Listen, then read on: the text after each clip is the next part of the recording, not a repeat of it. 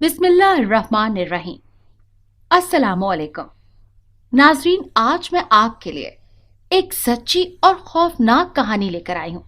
लेकिन इससे पहले कि मैं कहानी शुरू करूँ, जो लोग हमारे चैनल पर नए हैं उनसे गुजारिश है कि वो हमारे चैनल कहानी महल को सब्सक्राइब कर लें, ताकि आपको हमारी इस तरह की दिलचस्प कहानियां बर वक्त मिलती रहें।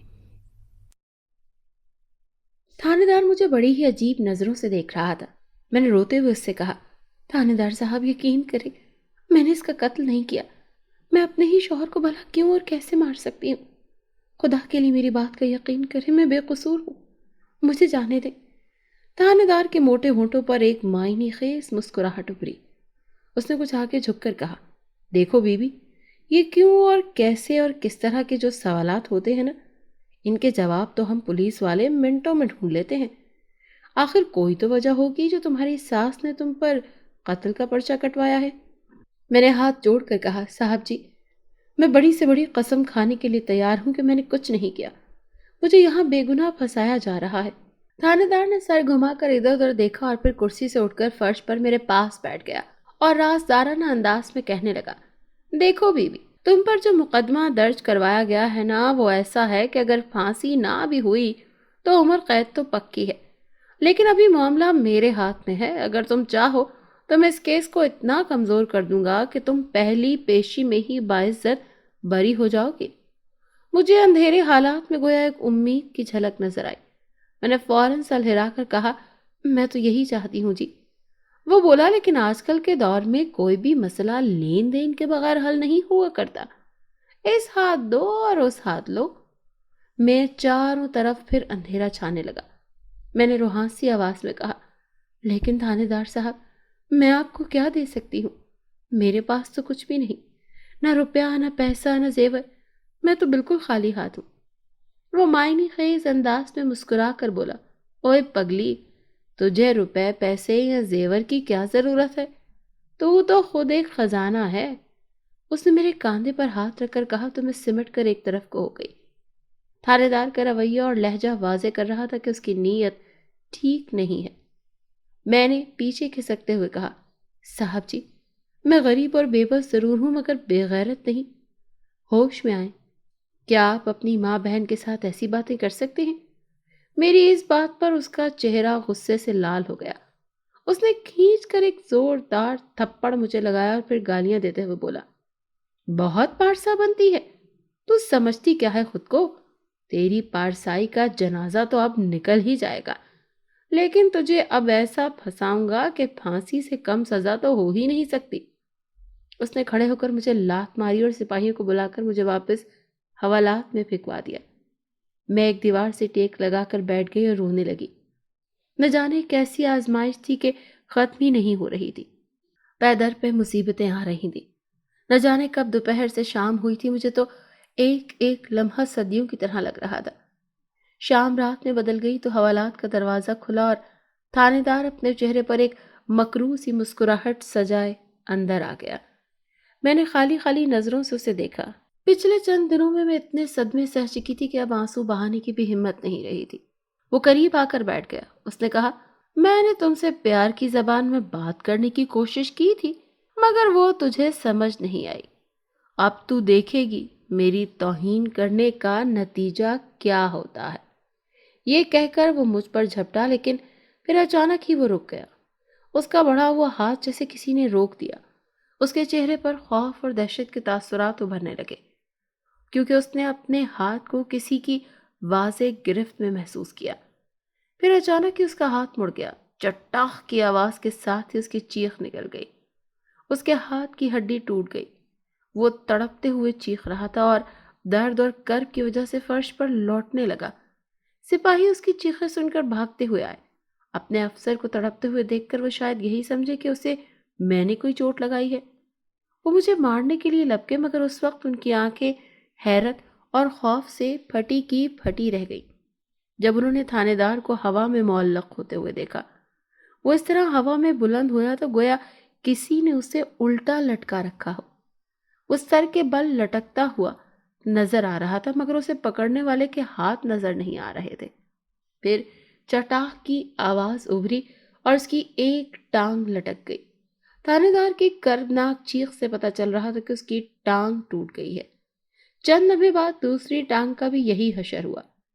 وہ شاید اب چلا چلا کر تھک گیا تھا، لیکن اس کی مشکل اگلے ہی لمحے آسان ہو گئی۔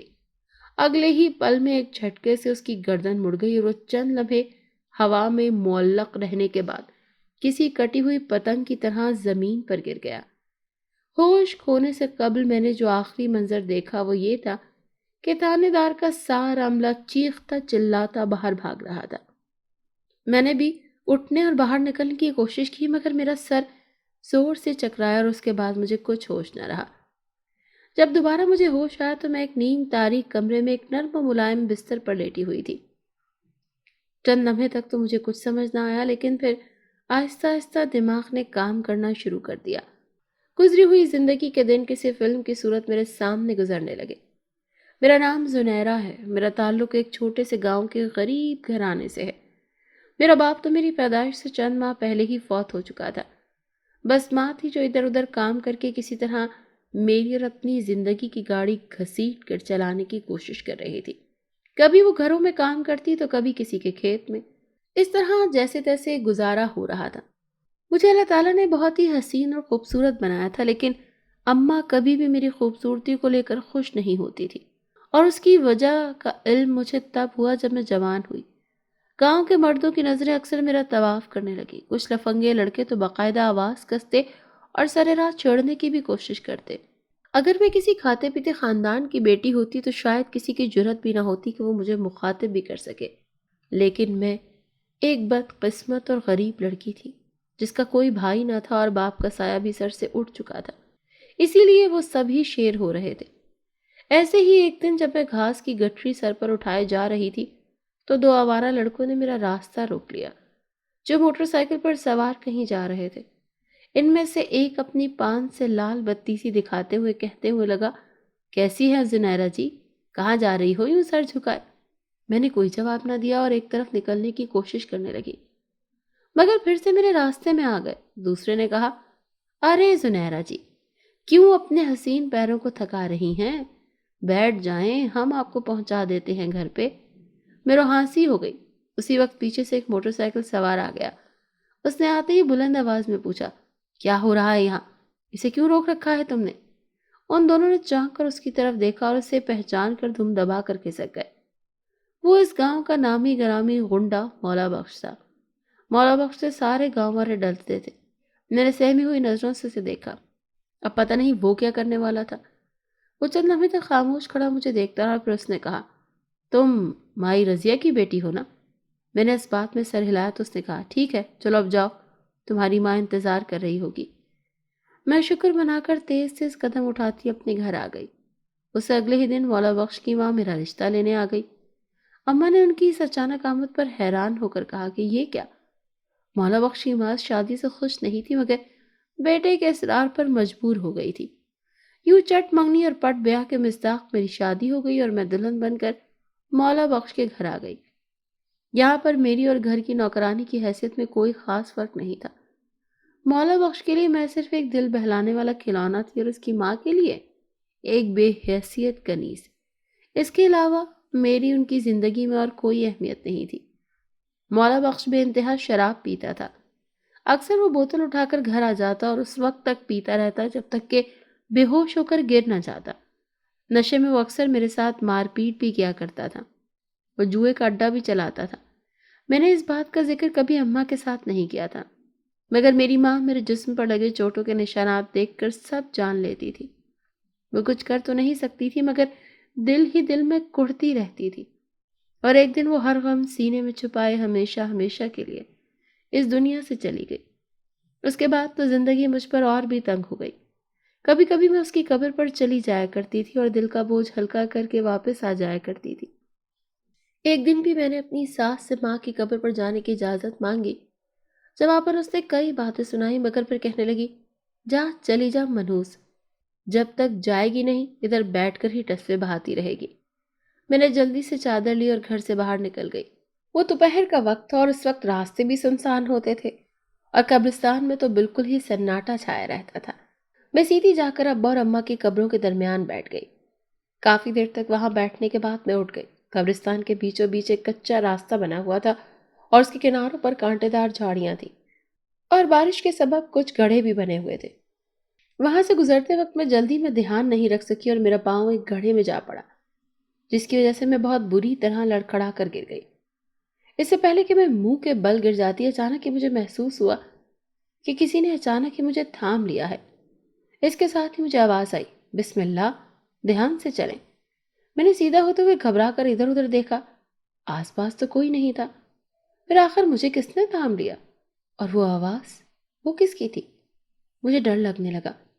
میں نے جلدی سے چادر درست کی اور بھاگ کھڑی ہوئی اور سیدھا گھر کے دروازے پر پہنچ کر دم لیا۔ اپنی سانسیں درست کرتے ہوئے میں گھر میں داخل ہوئی تو آگے سے میری ساس غصے میں بھری بیٹھی تھی۔ آ گئی ماں کو دکھ کی داستانیں سنا کر۔ ارے کون سی تیری ماں نے قبر سے نکل کر آ جانا ہے؟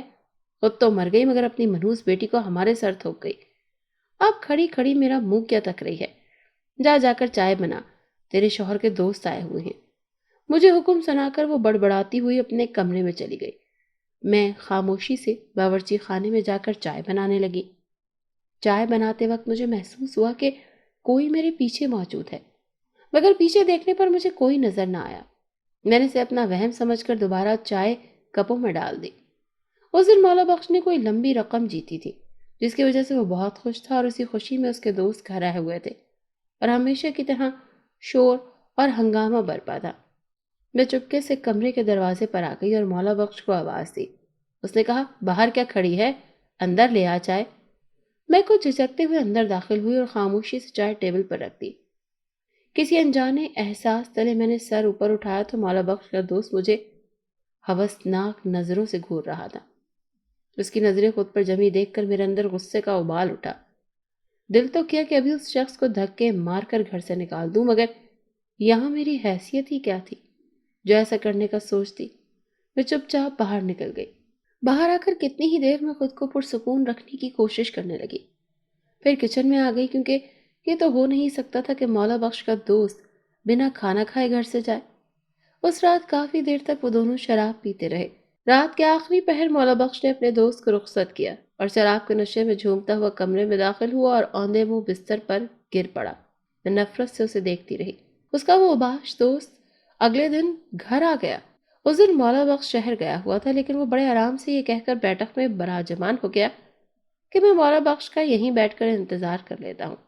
یہ کھانے کا وقت تھا، اسی لیے میری ساس نے اسے کھانا پہنچانے کا کہا تو مجبوراً مجھے ٹرے اٹھا کر لے جانی پڑی۔ وہ مجھے دیکھتے ہی اٹھ کھڑا ہوا۔ میں جلدی سے ٹرے ٹیبل پر رکھ کر مڑی تو اس نے ایک دم سے میرا ہاتھ پکڑ لیا۔ میں نے اپنا ہاتھ چھڑاتے ہوئے کہا، یہ کیا بدتمیزی ہے، چھوڑو میرا ہاتھ۔ وہ بےہودہ انداز میں مسکراتے ہوئے بولا، اتنے بھی کیا جلدی ہے ہاتھ چھڑانے کی؟ میں جانتا ہوں تو مولا بخش کے ساتھ خوش نہیں ہے۔ دیکھ، مجھ سے دوستی کر لے، جو کہے گی تجھے لا دوں گا۔ میں نے نفرت سے اس کے منہ پر تھوک دیا۔ وہ سٹ پٹا کر پیچھے ہٹا تو میں بھاگ کر باہر آ گئی۔ اپنے کمرے میں آ کر رونے لگی۔ اس وقت مجھے محسوس ہوا جیسے کوئی آہستہ آہستہ مجھے تسلی دینے کی کوشش کر رہا ہے۔ میں خوفزدہ نگاہوں سے ادھر ادھر دیکھنے لگی، پھر جلدی سے باہر آ گئی۔ مولا بخش کے اس دوست کی آمد و رفت بڑھ گئی تھی۔ وہ دونوں اکثر دیر گئے تک بیٹھے شراب پیتے رہتے تھے۔ اس دن بھی مولا بخش شراب کی بوتل لے کر آیا اور مجھے دے کر کہنے لگا، زنیرہ، اسے الماری میں رکھ دے، رات کو دینا مجھے۔ میں نے کڑھائی سے وہ اس کے ہاتھ سے لے لی۔ دل تو چاہتا تھا اسے فرش پر مار کر توڑ دوں، لیکن اگر ایسا کرتی تو مولا بخش نے میری ہڈیاں توڑ دینی تھی، اسی لیے صبر کے گھونٹ بھر کر خاموش ہو گئی۔ رات کو حسب معمول مولا بخش اور اس کا وہی آوارہ دوست انور بیٹھک میں جا کر بیٹھ گئے۔ تھوڑی دیر بعد انور میرے کمرے کے دروازے پر کھڑا نظر آیا۔ میں نے جلدی سے دوپٹہ درست کیا، ناگواری سے اسے دیکھ کر پوچھا، کیوں آئے ہو؟ اس نے ڈھٹائی سے دانت نکال کر کہا، مولا بخش نے بوتل لینے کے لیے بھیجا ہے۔ میں نے خاموشی سے اٹھ کر الماری کھولی اور بوتل نکال کر اس کے حوالے کر دی۔ وہ عجیب سے انداز میں مسکراتے ہوئے واپس چلا گیا۔ رات گئے مولا بخش نشے میں چور ہو کر لڑکھڑاتا ہوا اپنے کمرے میں آیا اور بستر پر لیٹ گیا۔ میں اس وقت سو چکی تھی، لیکن صبح جو ہنگامہ برپا ہوا اس نے میرے پیروں تلے سے زمین کھینچ لی۔ اس حسب معمول جب دن چڑھے مولا بخش نہیں اٹھا تو میری ساس فکر مند ہوئی اور اسے اٹھانے کے لیے گئی تو تھوڑی دیر بعد اس کی چیخوں کے ساتھ سارا گاؤں اکٹھا ہو گیا۔ میں جلدی سے اٹھ گئی اور اس رات تو میں بہت تھک چکی تھی، اسی لیے مجھے علم نہیں ہو سکا کہ وہ مر چکا ہے۔ وہ لحاف اوڑھے سویا ہوا تھا اور اسی طرح پڑے پڑے ہی نہ جانے کب اجل نے اسے آ دبوچا۔ اس کے منہ سے جھاگ نکل رہا تھا اور سارا وجود نیلا پڑ گیا تھا۔ یہ صورتحال دیکھ کر گھر والے بری طرح بوکھلا گئے۔ میری ساس سینہ پیٹتے ہوئے زور زور سے بین کر رہی تھی، میرے جوان پتر کو کیا ہو گیا؟ میری دنیا اجڑ گئی۔ اچھا بھلا رات کو سویا تھا، سب اٹھا ہی نہیں۔ میں سہمی ہوئی سی ایک کونے میں رو رہی تھی۔ مولا بخش جیسا بھی تھا میرا شوہر تھا، اس کا رویہ اگرچہ برا تھا مگر پھر بھی اس نے مجھے زمانے کی کڑی دھوپ سے بچا رکھا تھا۔ اسی وقت میری ساس کی مجھ پر نظر پڑی تو وہ بھوکی شیرنی کی طرح میری طرف لپکی۔ یہ سب یہ سب اس منحوس کی وجہ سے ہوا ہے۔ یہ سبز قدم ڈائن کھا گئی میرے بیٹے کو۔ کچھ عورتوں نے اسے روک لیا تھا، ورنہ شاید وہ مارنے پیٹنے سے بھی دریغ نہ کرتی۔ اس کے بین جاری تھے، لوگ آپس میں نہ جانے کیا کیا خسر پسر کر رہے تھے۔ تبھی ایک شخص نے کہا، چاچی اسے پولیس کے حوالے کر دے، اسی نے زہر دے کر اپنے شوہر کو مارا ہے۔ اس نے مجھ سے رات کو کہا تھا کہ اس کی بیوی سے نہیں بنتی اور وہ اسے زہر دینے کی بھی دھمکی دے چکی ہے۔ یہ مولا بخش کا وہی بدنیت دوست انور تھا۔ میں حواس باختہ ہو کر چلائی، یہ سب جھوٹ ہے، بہتان ہے، میں نے کچھ نہیں کیا۔ مگر میرے سسرال والے اس کی باتوں پر یقین کر چکے تھے، کیونکہ شراب کی بوتل اس رات میں نے ہی کمرے میں رکھی ہوئی تھی اور میں نے ہی اسے دی تھی۔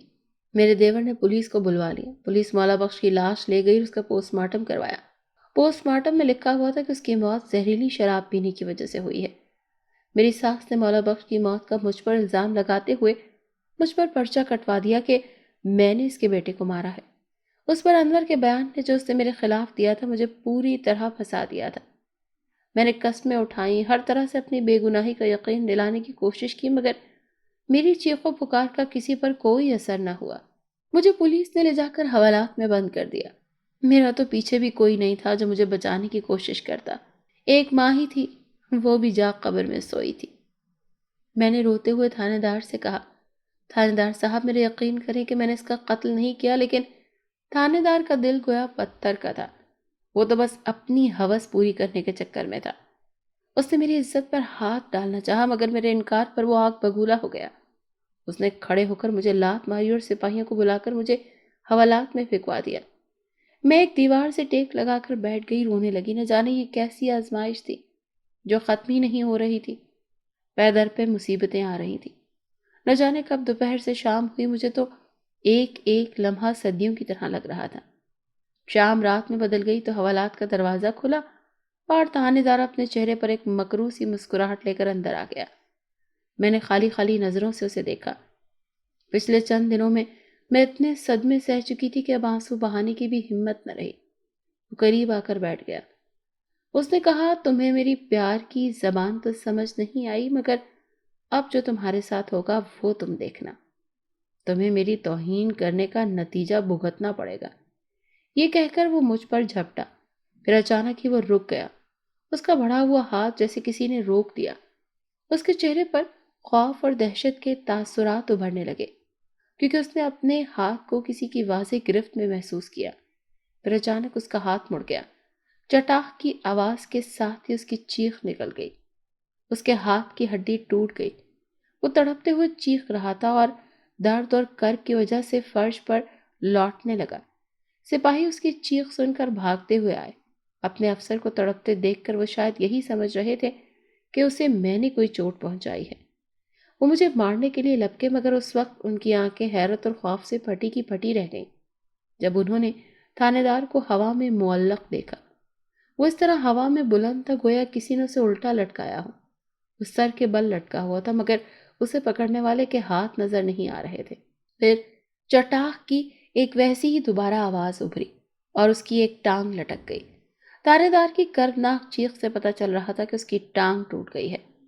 چند لمحے بعد دوسری ٹانگ کا بھی یہی حشر ہوا۔ وہ شاید اب چلا چلا کر تھک گیا تھا، لیکن اس کی مشکل اگلے ہی لمحے آسان ہو گئی۔ اگلے پل میں ایک جھٹکے سے اس کی گردن مڑ گئی اور وہ چند لمحے ہوا میں معلق رہنے کے بعد کسی کٹی ہوئی پتنگ کی طرح زمین پر گر گیا۔ ہوش کھونے سے قبل میں نے جو آخری منظر دیکھا وہ یہ تھا کہ تھانے دار کا سارا عملہ چیختا چلاتا باہر بھاگ رہا تھا۔ میں نے بھی اٹھنے اور باہر نکلنے کی کوشش کی، مگر اچانک ہی میرا سر زور سے چکرایا اور اس کے بعد مجھے کچھ ہوش نہ رہا۔ جب دوبارہ ہوش آیا تو میں ایک نیم تاریک کمرے میں ایک نرم و ملائم بستر پر لیٹی ہوئی تھی۔ چند لمحے تو مجھے کچھ سمجھ نہیں آئی، لیکن پھر آہستہ آہستہ دماغ نے کام کرنا شروع کر دیا اور مجھے سب یاد آ گیا۔ میں نے حیرت سے اس کمرے کو دیکھا جس میں اس وقت میں موجود تھی۔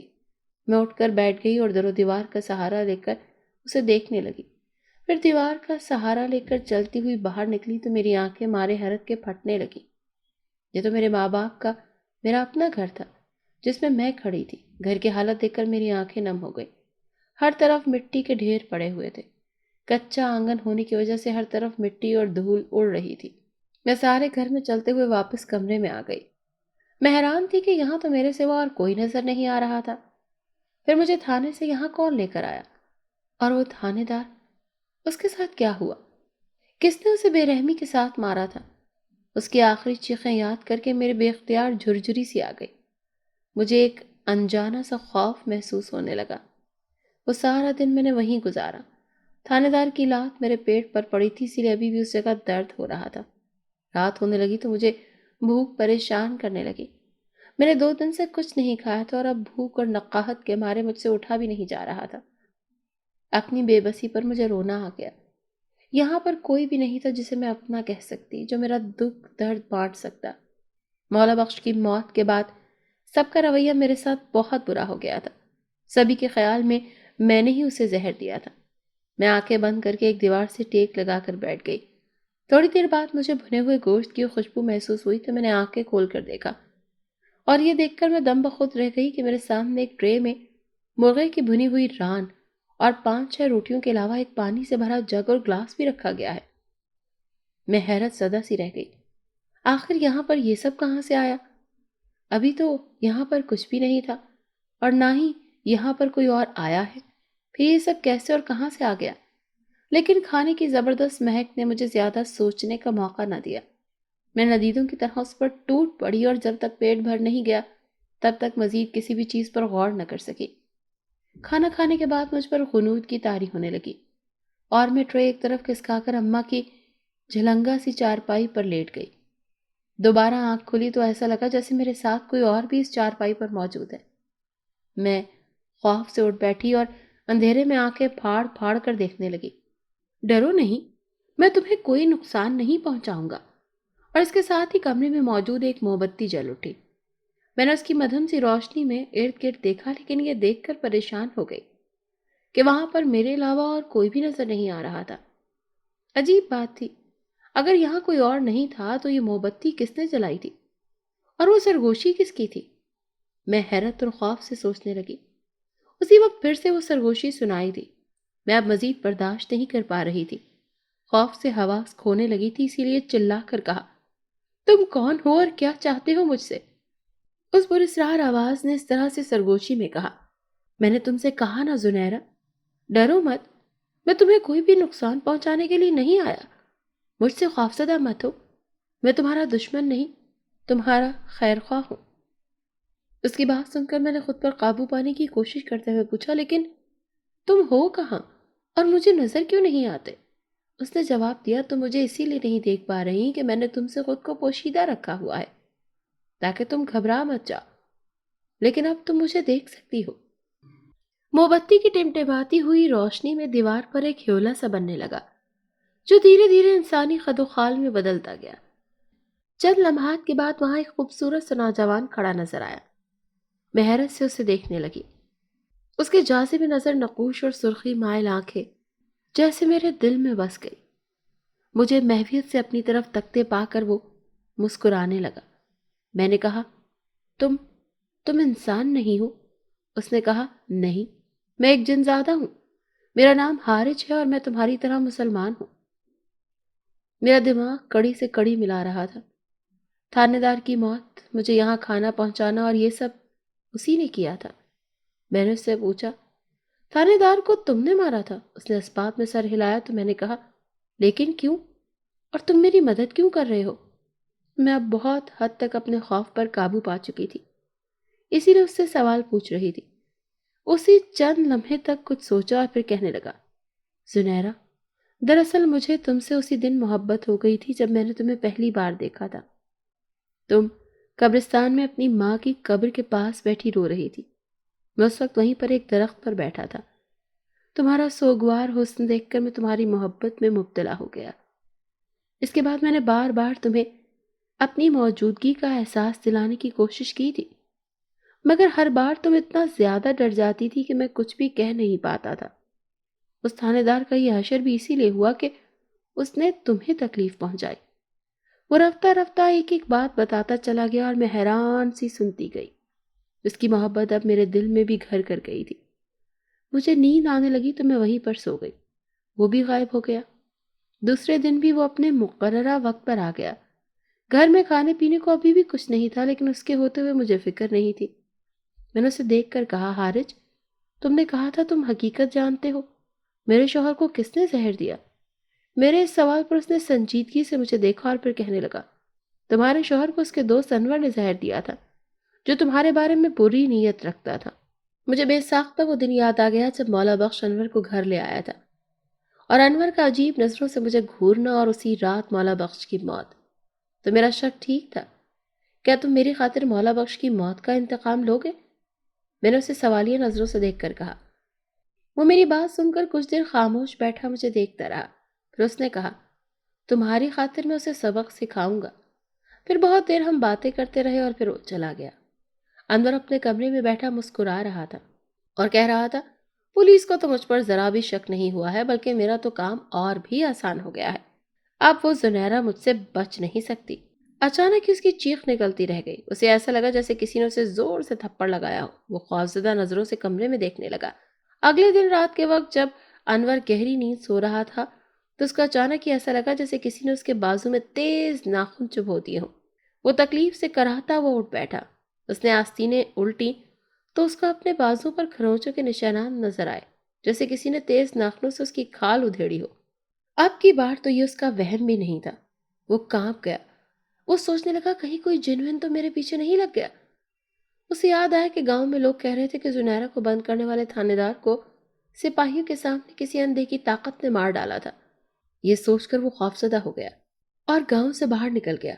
اسے یوں محسوس ہوا جیسے کوئی اس کے پیچھے چل رہا ہے۔ انور نے پیچھے مڑ کر دیکھا مگر اسے کوئی بھی نظر نہیں آیا۔ وہ تیزی سے چلنے لگا۔ گاؤں سے باہر کچھ دور جنگل کے دوسری طرف ویران سا علاقہ تھا۔ وہاں سے چلتے ہوئے ایک پرانے اور بوسیدہ سے مکان کے دروازے پر رک گیا۔ انور یہاں ایک کالے جادو کرنے والے عامل کے پاس آیا تھا۔ وہ پے در پے ہونے والے پراسرار واقعات سے بری طرح گھبرا گیا تھا۔ اس کے اس طرح بے دھڑک آنے سے ایسا لگ رہا تھا جیسے وہ اس مکان میں رہنے والے مکین سے اچھی طرح واقف ہے۔ اس کی ایک ہی دستک پر دروازہ کھل گیا۔ سامنے بڑے بڑے بالوں والا کالے شاہ کھڑا تھا۔ اس نے اسے دیکھا، مسکرایا۔ آج کیسے راستہ بھول گئے بادشاہو؟ اس نے انور کی پیٹھ تھپ تھپاتے ہوئے کہا۔ مجھے تم سے کام ہے، تمہیں میرے لیے کوئی عمل کرنا ہوگا۔ انور نے اسے کہا، عمل؟ کیا ہوا ہے تمہیں اور کیسا عمل کروانا چاہتے ہو؟ کالے شاہ نے سوالیہ نظروں سے انور کو دیکھا۔ انور کے چہرے پر خوف کی پرچھائیاں چھا گئیں۔ ہاں کالے شاہ، کیونکہ میرے ساتھ کچھ دنوں سے بہت عجیب اور پراسرار واقعات ہو رہے ہیں۔ کبھی کسی کے چلنے کی آوازیں آتی ہیں تو کبھی میرے ہاتھ یا پاؤں پر کسی زخم کا نشان دکھتا ہے۔ میں چاہتا ہوں کہ تم عمل کر کے پتہ لگاؤ کہ کون ہے جو مجھے تنگ کر رہا ہے اور اس کو ختم کر دو۔ انور نے کالے شاہ کو ساری تفصیل بتاتے ہوئے کہا، ٹھیک ہے، میں تمہیں 3 دن بعد چلہ کاٹ کر بتا سکوں گا کہ وہ کون ہے اور اسے کیسے ختم کیا جا سکتا ہے۔ کالے شاہ نے کہا، ٹھیک ہے، پھر میں 3 دن بعد تمہاری مطلوبہ رقم لے کر آ جاؤں گا۔ انور نے کہا اور وہاں سے واپس چل پڑا۔ حارج میرے سامنے بیٹھا مجھے انور کے بارے میں بتا رہا تھا کہ کیسے کیسے اس نے انور کو خوفزدہ کیا ہے اور وہ ڈر کر ایک کالے جادو کرنے والے عامل کے پاس مدد کے لیے پہنچ گیا ہے۔ میں کالے جادو کا نام سن کر ڈر گئی۔ میں نے حارج سے کہا، اب کیا ہوگا حارج؟ میں نے سنا ہے کہ کالے جادو کرنے والے لوگ بہت سفاک اور ظالم ہوتے ہیں، کہیں وہ تمہیں کوئی نقصان نہ پہنچائے۔ اگر تمہیں کچھ ہو گیا تو میرا کیا ہوگا؟ میری بات سن کر حارج نے محبت آمیز نگاہوں سے مجھے دیکھتے ہوئے کہا، تم کیوں فکر کرتی ہو؟ اس کالے جادو والے عامل کو تو میں اچھے سے دیکھ لوں گا۔ میرے ہوتے ہوئے تمہیں کوئی نقصان نہیں پہنچا سکتا۔ خود ہی دیکھ لو، پولیس تمہیں ڈھونڈ ڈھونڈ کر تھک گئی مگر انہیں اس گھر کا خیال بھی نہیں آیا۔ میں اس کی تسلی دلانے کے باوجود پریشان ہو گئی کیونکہ میں بھی حارث سے محبت کرنے لگی تھی اور اس سے اب دور جانے کا سوچ بھی نہیں سکتی تھی۔ شام کے سائے طویل ہوتے گئے، رات ڈھلی تو میں نے حارث سے کہا، حارث، انور اور اس کے اس عامل کو اب زیادہ ڈھیل دینا ٹھیک نہیں ہے۔ حارث میری بات کا مطلب سمجھ کر اس نے کہا، تم فکر مت کرو زنیرہ، آج وہ دونوں ہی اپنے اعمال کی سزا پائیں گے۔